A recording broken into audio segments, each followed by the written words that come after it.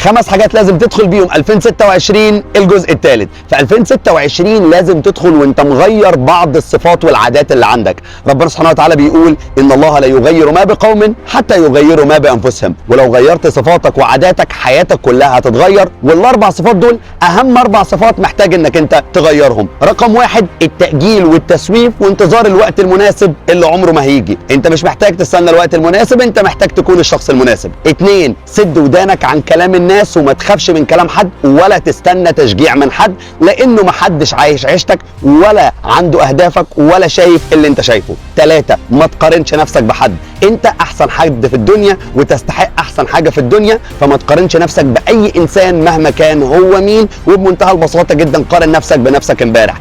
اما النقطه الرابعه والاخيره ما تلومش نفسك على اللي فات والماضي وتعيش في ذكرياته، لانه بمنتهى البساطه جدا الماضي مضى ومستحيل هتعرف تغيره. غير عاداتك عشان تغير حياتك وفكر فيها.